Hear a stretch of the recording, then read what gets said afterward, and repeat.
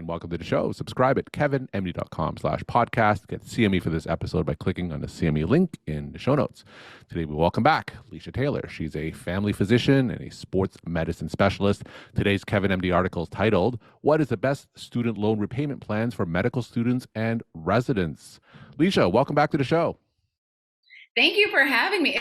Long time since we've spoken, so it is nice to be back. So I think the last time that we spoke was about 2.5 years ago, and you have finished all your training now. You're out there in the wild. So tell me, how has your story been since we last spoke? Yeah, so I guess first I'll start with like medical training. So we spoke when I was a resident. I finished residency, thank God. I matched into fellowship in sports medicine, so I moved from Atlanta to LA, where I did my sports medicine fellowship in LA. One of the best years of my life. I was a assistant team physician for the Lakers, for the Dodgers, for a lot of the UCLA sports. So that was amazing and fantastic. And finished fellowship, moved back to Atlanta, getting ready to start my attending job. So it's been a long time coming. I'm so excited. Medical training is over for me, so that's been one part of my life that has just been like I'm glad that it's happened. And then the other part is the financial wellness part. So I love to help doctors with financial wellness because I believe one of the best things that money can buy is control over your time. And that's one of the things that I feel like a lot of doctors don't have. And so I usually spend a lot of my time teaching doctors about financial wellness, whether that is doing financial workshops, whether it's writing blogs and articles. I just joined this amazing company called Attend, which is like a comprehensive financial platform for doctors. We help them with their student loans. We help them get disability insurance. We help them find out all of the things that they need to do to master this transition from trainee to attending. So I've been doing that. And then I've been co-hosting a podcast, Money Meets Medicine. So it's been busy, but it's been super rewarding. I'm passionate about it all, as if you couldn't tell. So it's been a lot. Fantastic. So tell me about that transition from training to attending. How has that gone? So it's been well, let me be honest. I always tell people I like to be hot, humble, open, and transparent. So I finished the training, haven't yet started my new attending job yet. I start it next month. This whole break has been very lovely, but I'm excited. One thing I'm excited about is obviously higher pay. The other thing is being able to finally set down roots in one city and not having to move from place to place because of the match. And then the other thing is to finally be able to practice on my own. Yeah. I have been a trainee for quite some time, and that has, its own joys and struggles, but it's nice to finally be the person that's in charge, to be able to take ownership for my patients, to not have to worry about telling my patients that I'm going to leave in a year or 2 years. So it's been nice, and I'm excited about the future. So I want to talk about that other arm of your professional profile, which is that financial wellness part. So, um, how did you get the training and knowledge to be confident enough to guide other clinicians in their own financial wellness journeys? Yeah, that's a great question. So I think it's twofold. I think one is my own education, and then two is experience. So I am not a financial advisor. Let me state that very clearly now. But I did work in finance before I Mm. went to medical school. I took a few econ courses in undergrad. I went to Duke for undergrad, and I Duke's Financial Educational Partnership. So that is a program that helped connect undergraduate students with mentors on Wall Street.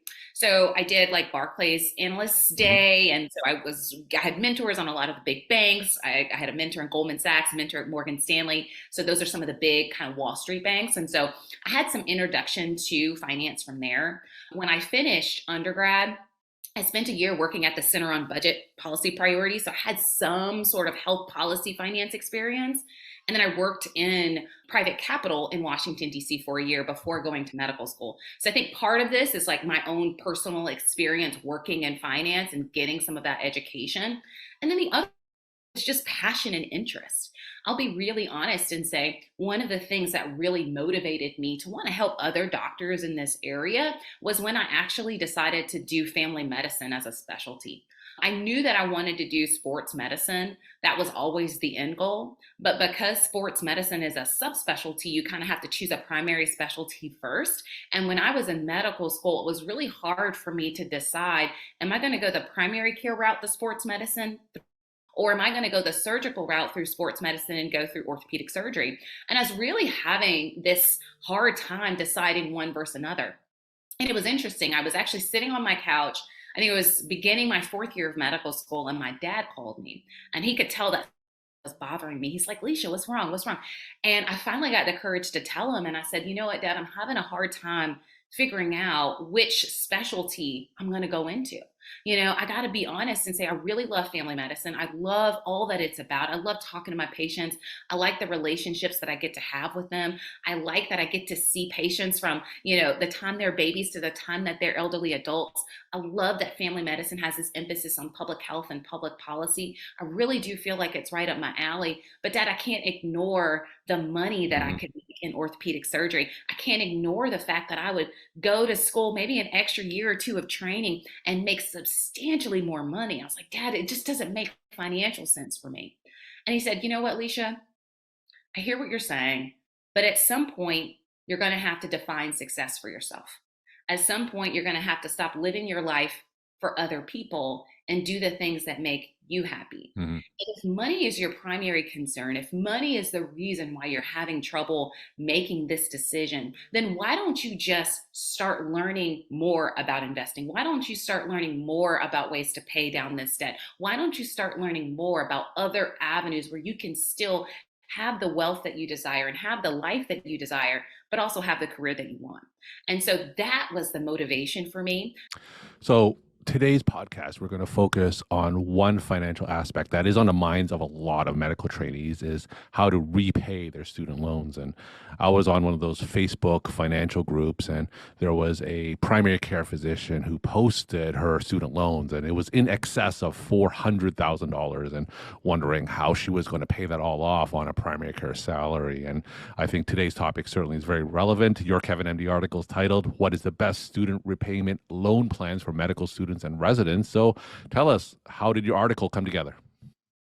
Yeah, so I actually wrote this article a little while ago, and this is when I was looking into the different student loan repayment plans.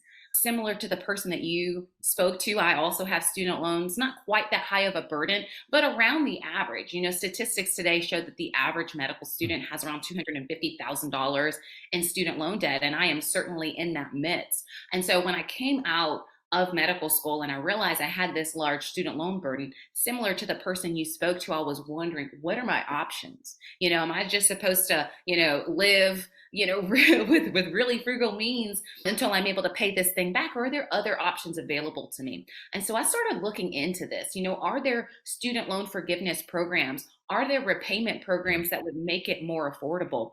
And that's really how this article came about, because I wondered, what? It wasn't just me that had this question. A lot of my friends were wondering as well. I wrote this article during a time where not a lot of people knew about public service loan forgiveness. Hadn't revamped the income driven repayment plans at that time. So things were quite confusing. You would call your loan servicer and they tell you one thing, you call back and you speak to a different person and they tell you something else. So it was really hard to get good information about the different repayment plans. And I thought, man, if I wondered this, I should probably write this down and share it with other people so they're knowledgeable as well.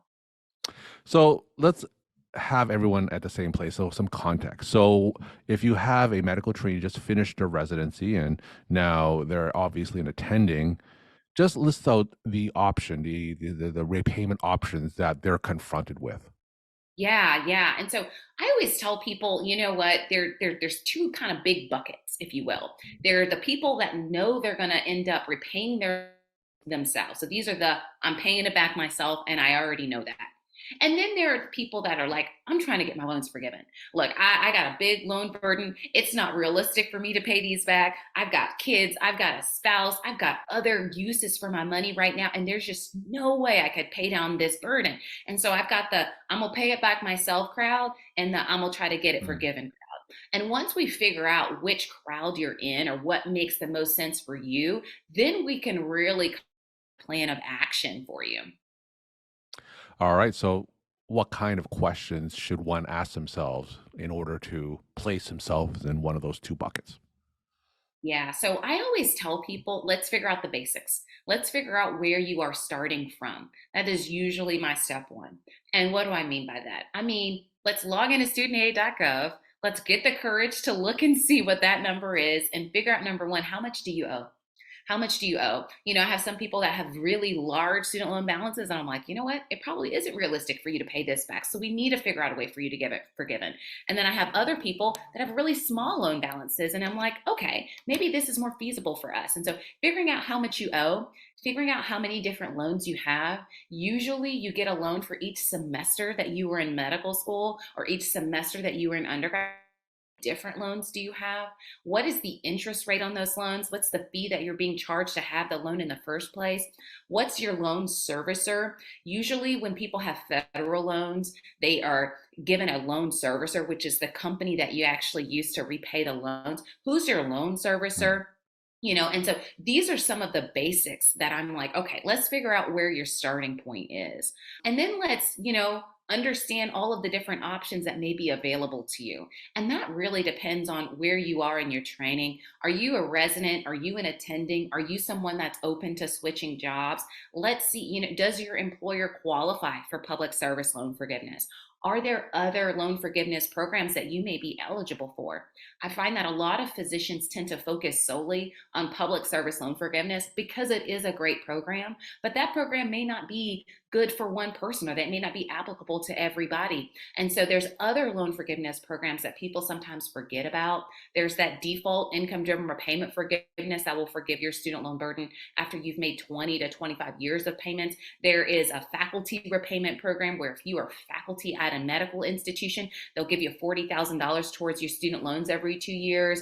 There are these other loan forgiveness programs if you work in rural areas, if you serve underserved, people. And so there's all of these different loan forgiveness programs that I think sometimes people either aren't aware of or forget about. And so let's really figure out what options are available to us. And so number figuring out where you are. Number two is knowing your options. And then number three is if you're in this transition period, if you're not sure what you're going to do, for the rest of your career, if you're not sure, what your attending job is going to look like, then I usually tell people, all right, let's just pick a plan that's affordable for you now. So let's pick out the most optimal income driven repayment plan, especially if you're someone who's got federal student loans.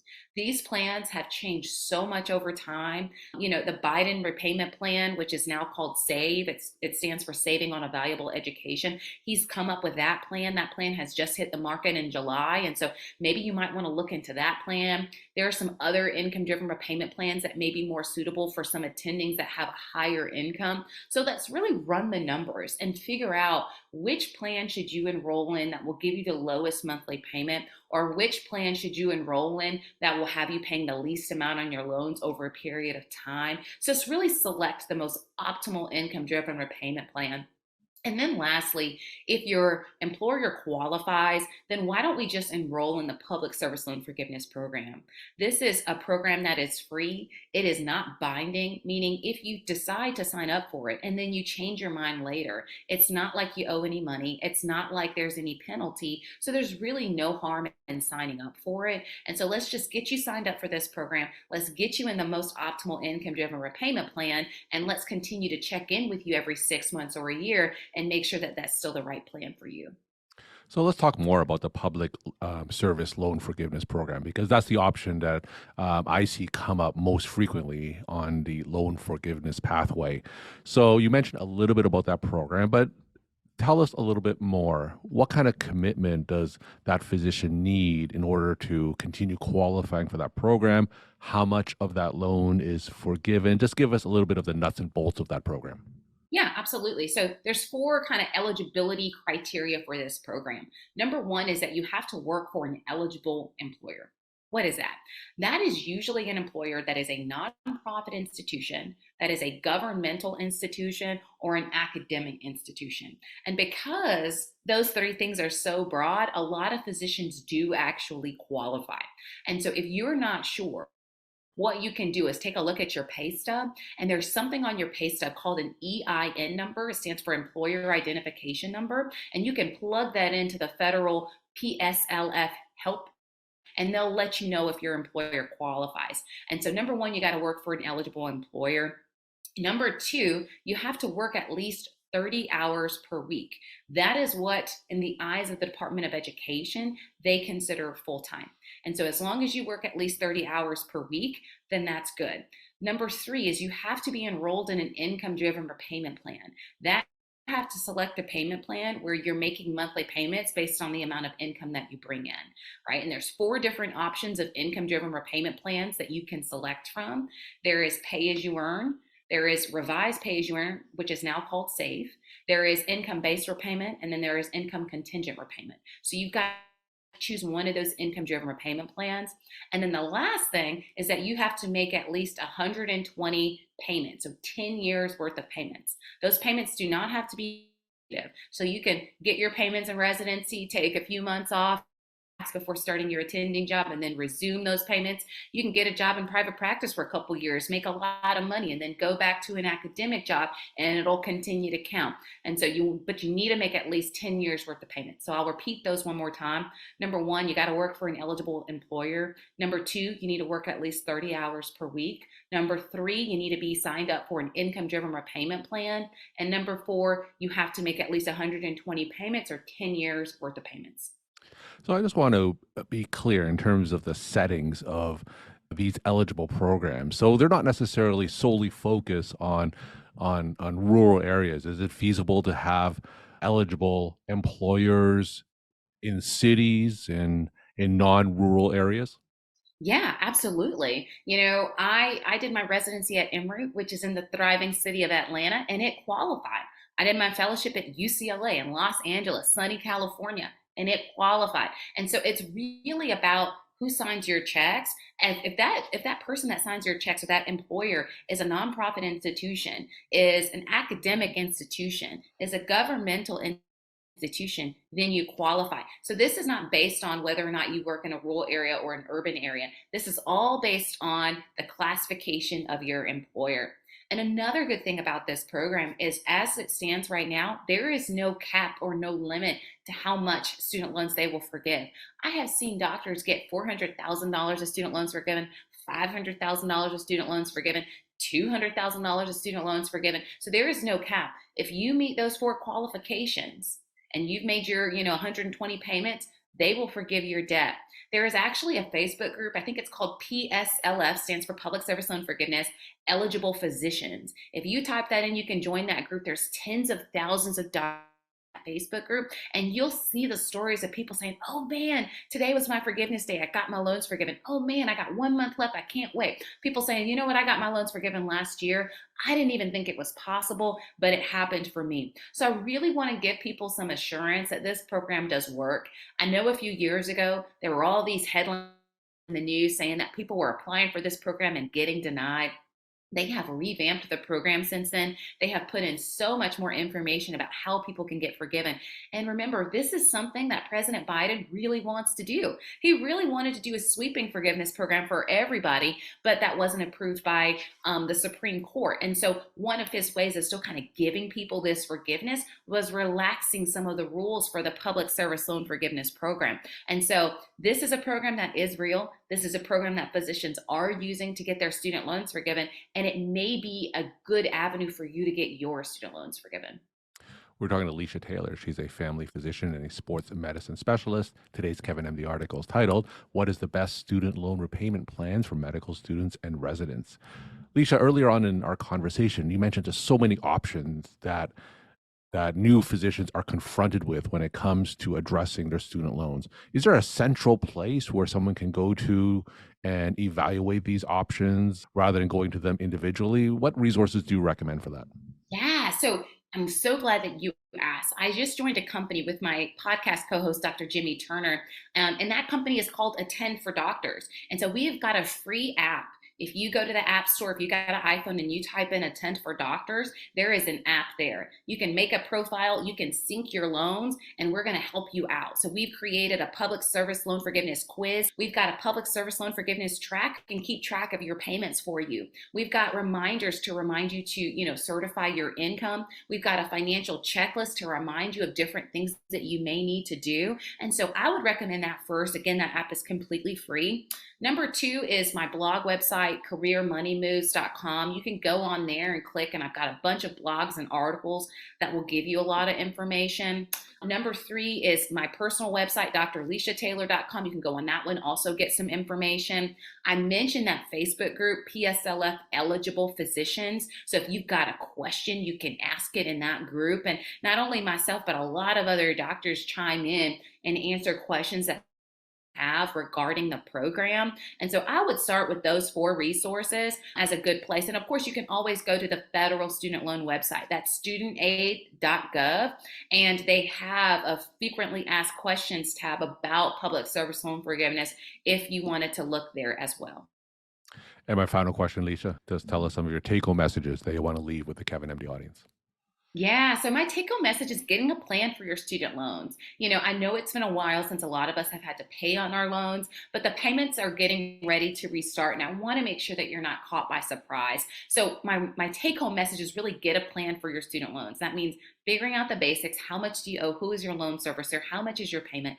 Knowing your options, whether you're getting it forgiven or you're going to pay it back yourself, selecting the most optimal income driven repayment plan for you, and enrolling in public service loan forgiveness if you're eligible. Leisha, thank you so much for sharing your time and insight. Thanks for coming back on the show. Thanks for having me.